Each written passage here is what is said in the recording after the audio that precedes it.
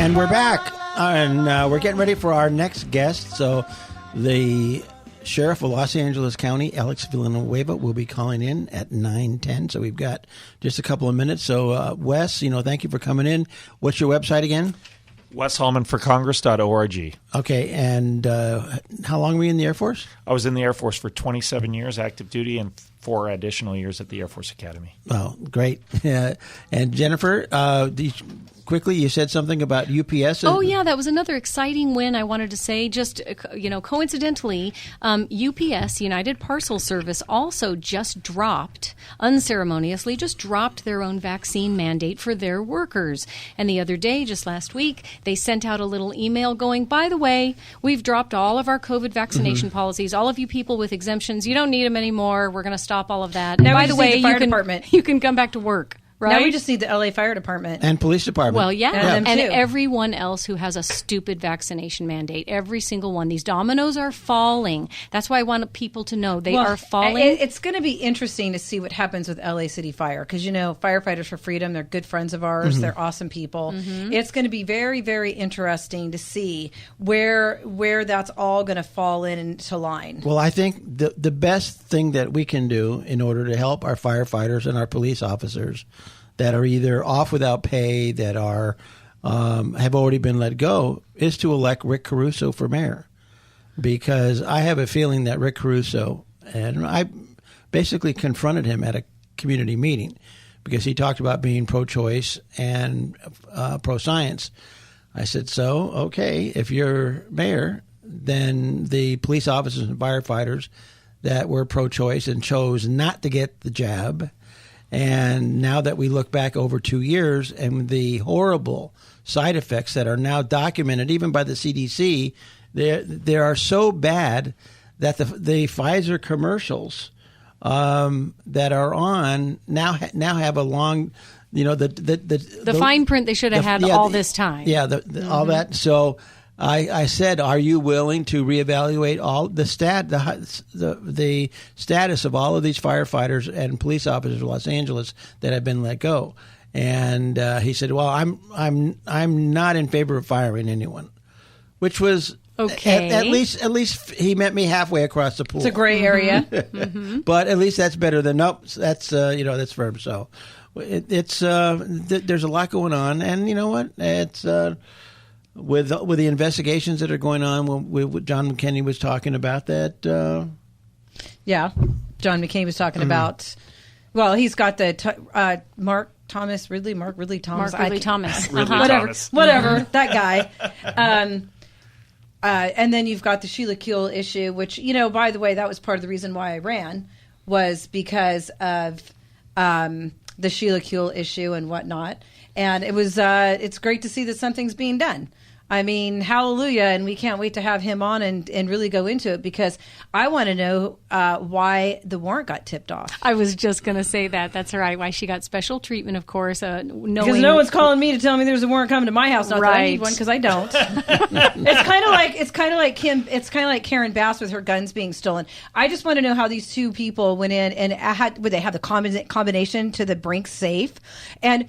Notice how every time there's guns missing, we always get to know, it's an AR, it's a this, it's a that. No one's disclosed what her they? guns are. Exactly. And not only that, but apparently police reports are public knowledge, but not hers. So I have questions about the whole Karen Bass and how convenient that she had a burglary, because no one was home, a burglary at her house just a couple days after the $95,000 grant story came out.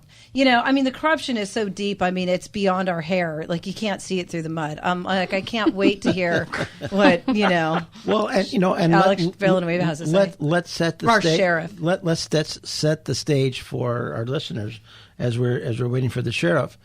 The sheriff isn't the one that instigated this whole thing with Sheila Kuehl. There was a supervisor with LA Metro that it was their job to monitor a lot of these nonprofits and, to make sure that they're fulfilling the duties that they set out to do when they got these contracts. And it wasn't, she didn't do it because the owner of the nonprofit was a friend of Sheila Kuehl or that Sheila Kuehl sat on the board of the nonprofit, but this person was a whistleblower. And, it seems like whistleblowers are really held in high stead unless it's against somebody who, is a, sitting supervisor. So it was a whistleblower. And then I don't know if it was the LA Times, but it was a media outlet that picked up the story. And they picked up the story and they ran it. And that's where the investigation started. I mean, here's the thing. So, here's the thing. Right before Alex is on the line, we're going to bring him on in a second, but I can't wait for him to explain how this all took place and went down. But what people fail to understand is that the LA County Sheriff's job is to make sure the law gets followed, and that's all he's doing, and the press is just vilifying him. So we're going to bring on LA County Sheriff Alex Villanueva. Make sure you vote for him because he's the best man on the ticket. Hi, Sheriff. How are you? Oh, not too bad. How are you all doing? We're good. We're voting for you, that's for sure. So, you had quite a busy week. Yeah, all kinds of things are happening. A lot of moving parts. Yes. Where do you want to start? Well, we saw some epic meltdowns between the Board of Supervisors, Councilman Mike Bonin, and then the LA Times. They all went into some bizarre rants on every forum they could find. Pretty much saying, "How dare he?" And actually, I'm just following the rule of law. So, when you followed the money trail. You followed the money trail, and what documents were you able to get? Because I understand that Sheila Kuehl or her people got tipped off to this warrant. So when you went in with this warrant for paperwork, and you went into several locations, is that correct? Yeah, it was a multi-location search warrant. I think it was the MTA headquarters. It was a Hall of Administration. It was Peace Over Violence. And then commissioner and the supervisor's residence. So I think it was 5 locations. And then, so there was word that they got tipped off that you guys had a warrant coming. Is that true? That is true. Well, that came from Supervisor Sheila Kuehl's own mouth, yep. Believe it or not, which is just astonishing that she admits that. And I think it illustrates how comfortable county government is with corruption, that they don't even understand when they're doing something illegal, that for them they just can't wrap their mind around that you can't do that. So that by throwing the Inspector General and County Council under the bus, she acknowledged that they committed a crime. And of course, we notified the Attorney General so they can do a proper investigation. And it's funny because now they were jumping up and down and how dare I do an investigation of this peace over violence thing and wherever it leads us, because there's a conflict of interest. But somehow they're very silent by the fact that we alerted the Attorney General and they're doing an investigation, and they should, on the tipping off on the search warrant, because that is actually a felony crime. It's also a federal crime. Wow. Not just a state crime. Wow. Oh, it has a lot of legs, and we'll see where they go. And again, we're following the law wherever it takes us. Well, don't do it with any malice or favor. It's just like on the playing field, the calls the balls and the strikes. That's it. Right. And we don't have a say in the outcome of it. It's just wherever the evidence takes us, that's where we're going to be going. Well, Sheriff, this whole thing with the nonprofit and the contract, didn't that begin by a whistleblower from Metro who was a supervisor that monitors the performance of these nonprofits who are awarded these contracts? And I mean, wasn't this story picked up by the media, before the investigation even started? Yes, it was a whistleblower, an actual real whistleblower, that alerted us to potential criminal conduct that was going on with contracting with the MTA and this nonprofit called Peace Over Violence. So we took the information. We have a public corruption unit that's not the secret police like they're trying to spin it. It was very obvious because when I write a letter to the board and I tell them this is our public corruption unit, it's kind of hard to keep a secret when you do that, right? And but this whistleblower, with the information, the board actually settled out of court with the whistleblower, I believe a few weeks ago, for like $750,000. Wow. And very interesting because this person is a real whistleblower with evidence of criminal conduct that was a basis for which we initiated, obviously, the complaint, got search warrants, and they're doing all the things that they're doing. So the board and the MTA board has been fighting tooth and nail a signed search warrant based on probable cause.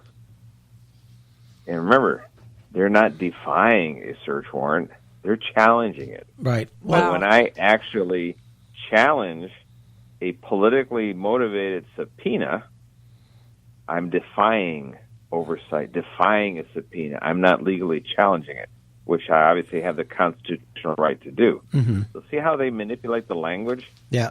Well, and then you also have the other issue where the LA County Board of Supervisors went in and fired your counsel, your legal counsel. Yes. So now you're On supposed to go Friday fight this morning, warrant without legal counsel. How does that work? Yeah, our attorney, Bill Secchi, who's been representing us, I remember the MTA board has been fighting the search warrant for a year and a half plus when it was originally signed by a judge. So they have a lot to hide, apparently, because they don't not want to. Notice how they don't want to comply with a search warrant. And our department, we've been complying with every single request for documentation, subpoenas from the Inspector General, from the Oversight Commission, from the Attorney General's office. I mean, Eric, you want, here, knock yourself out. We even have a dashboard on our website that shows all the documentation we've provided. And we don't fight anything. If it's legal to give them, we give it to them. But yet the MTA board and the Board of Supervisors fight in tooth and nail for the release of any documents. So what are they hiding? And that is what the media should be asking the question of, but they're not. They're trying to turn this around as I'm some kind of a rogue sheriff, when actually the state constitution authorizes and gives the investigative authority to the sheriff. That's how government works. Well, here's the other question I have for you. Were there documents? Were you able to get all the documents you were looking for, or because they got tipped off, there were documents that you weren't able to get a hold of, or can you even talk about it? Remember, I recused myself at the very onset, so I don't have any information on what has been obtained or not on the blow by blow, so to speak, of the investigation or the results of the search warrant. But hopefully they'll be made public soon, and we'll find out. But see, that's what I think is so important. As I was hoping that you were going to talk about that you recused yourself, and I know that no one's even talking about the fact that you aren't privy to that information because you recused yourself on this based on who was involved in this situation. Right. In fact, not only did I recuse myself, when I do that, I don't have any say or make decisions on the operation. That is done, and the final authority on that all is resting with the Undersheriff, Tim Murakami. Mm-hmm. That is how a recusal works, and we did it in writing. And for some reason, these people can't wrap their minds around that there is someone who's actually doing their job ethically, because they're so used to the corruption that it's, for them, well, they say, an honest man is never welcome in a den of thieves. Well, but now, isn't there, and what I saw is, it seems like the Sheriff's Department is experiencing repercussions from a lot of different areas. Wasn't there I don't know if it was a lieutenant or someone that was doing some investigation, and there has been some pushback from the district attorney's office, or yes. Can you expound a little bit on that? This is where it gets scary, because the Board of Supervisors has weaponized almost every resource in county government they have to throw at the Sheriff's Department. They've done it with the CEO's office, with the budget, the defunding, then the hiring freeze. I mean, in 4 years, they've authored over 54 motions against me and the Sheriff's Department, where under my predecessor in 4 years they did 3. What a difference, right? Yeah.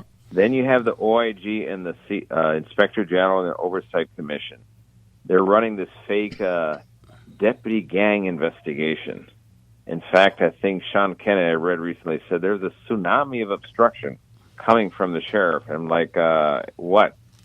We gave you everything that we have. There's nothing left. They insist that gangs somehow are running rampant around the country, roaming the countryside. And what evidence do they have? They have none.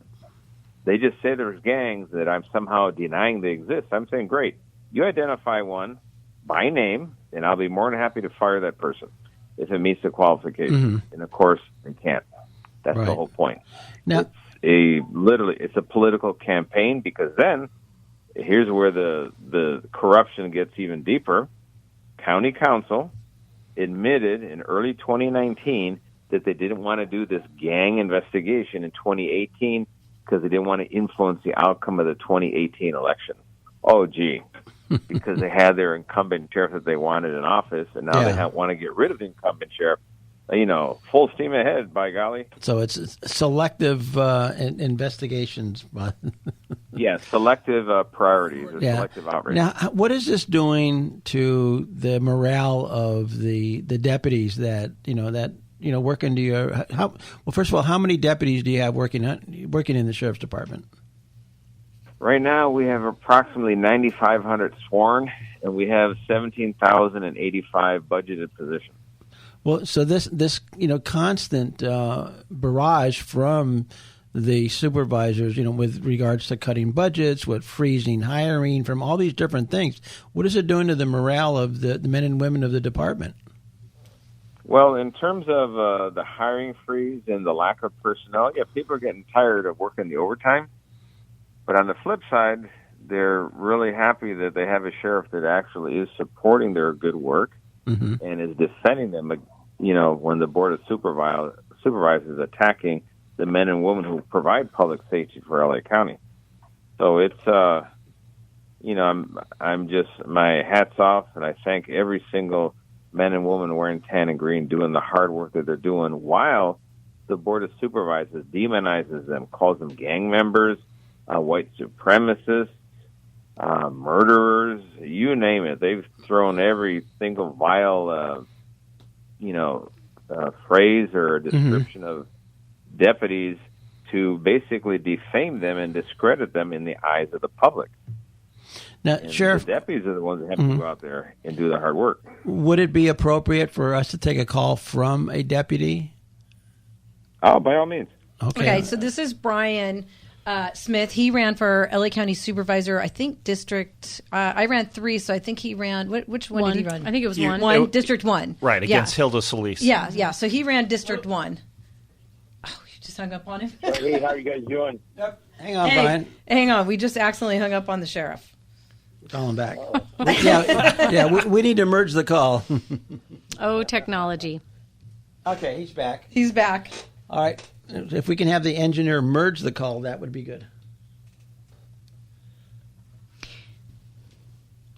Ooh, that's a lot of airtime. Brian Smith, tell us, you were in District 1 running for Board of Supervisors, right? That's right. That's right. I was running against Hilda Solis.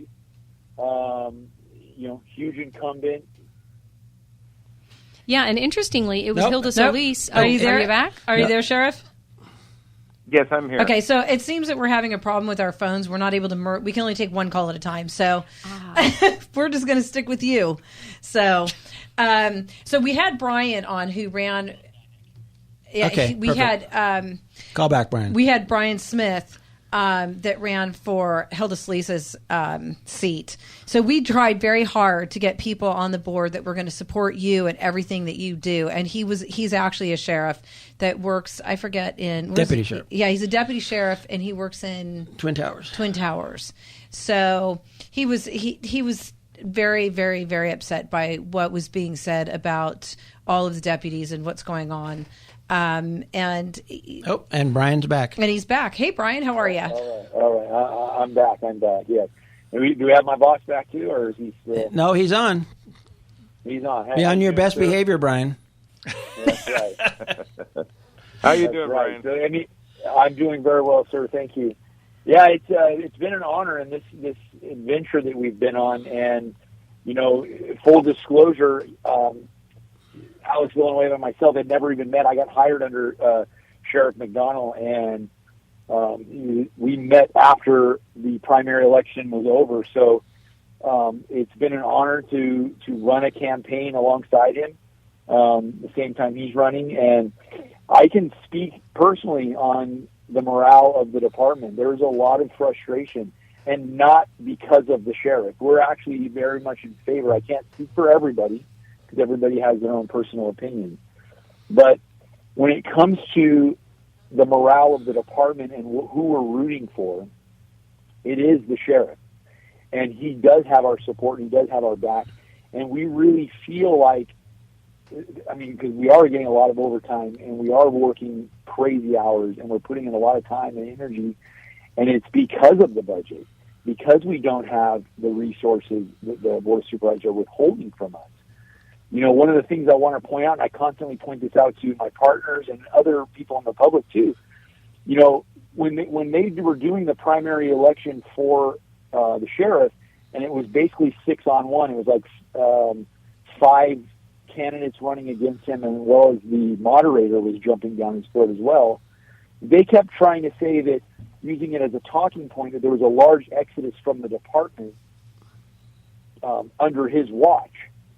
And I keep telling you, I said, look, there would be even a larger exodus had he not been in office, because the morale was that low. But the only reason people were staying is because we appreciate what he was doing and we like him as a boss. Right. That's important, Brian. And and people need to hear that. Absolutely. And the reason that people would want to leave is because of, as Alex eloquently stated, the county government and the corruption and the mandates that they were pushing on people and the hypocrisy of all of it. It's really draining on everybody.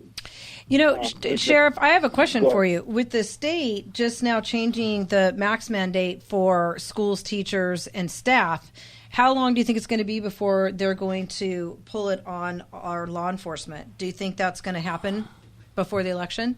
You mean the vaccine? Yeah, they pulled it. We talked about it earlier in the show. They pulled it for teachers and volunteers. The California Department of Public Health issued a statement saying they are rescinding that order requiring teachers, volunteers, and staff in schools specifically to be vaccinated or test. And our question here in the studio was, well, gosh, what difference does it make where you're employed? Why isn't the sheriff's office? Why aren't our first responders? Why aren't they getting that same type of order rescinded? So we're wondering those same first responders are the ones that were forced to work when there was no vaccine available, go into places that were already COVID positive and expose themselves, bring it home to their families. We lost deputies as a result of it, and the board had the gall to say, well, we're just going to fire everybody who did not conform to the vaccine mandate. So that was not going to happen on my watch. No, absolutely. And, and we saw it. Well, Jeffy and I went to a demonstration at Fulgent. Yeah, we went to Fulgent. We demonstrated at Fulgent for you there, Sheriff, because we weren't having any part of it either. We were like, forget that. But, I have to say, if it wasn't for you, you were so public about letting the public know that Fulgent was doing this, and that it was and it was all going through China, and that you guys that all the officers and first responders were going to have to give up their personal rights to medical privacy by Fulgent, by signing for it. And that was a testing program through Fulgent, right? Right. Yeah. It was, being tested for COVID and what they had to side away from. And had you not been so public, and you have continued to stay very public about what's going on, and it's absolutely unfortunate that these people are making you out to be this villainous human being, when if it weren't for you, we would be in such a horrible state, and even further in LA County than we already are. Oh, unfortunately, the PR machine of the far left and the political establishment here in LA County, they have me pretty much sacrificing babies and drinking their blood. Well, I know that's not true. The bad thing is that the average person Democrat, Republican, or just independent, or people that don't even care about politics, they have been duped. Totally, Yeah. they have no idea that the entire narrative has been driven by 5 supervisors who are bent on consolidating power, having they already have a DA who basically reports to them, Right. and then they have a sheriff who is subordinate to the board of supervisors. So, Right. you know what? Yeah, they're one step from it. You know what, Alex? We're coming down to our last minute. You know what? David and I have an hour pre-recorded show after this show, and if you have time in the next couple of weeks, let us know. We want to bring you on and give you the entire hour to yourself so that you can go through all that's going on, because we need to get you reelected. We cannot have your opponent, whatever his name is, because he's just going to be a disaster. He who shall not be named. Yes, he'll be a yes man to the Board of Supervisors, which we cannot have. All right. Thank you, Sheriff. We will be in touch with you to see if you can find time for that. And thank you so much for coming on, Brian, for calling in. And Absolutely. God bless you guys. have a great evening, LA County Sheriff Alex Villanueva. All right. Thank you all. That's a wrap for this hour and a half. And now it's the Don Carlos segment coming up next. So hang on after this commercial.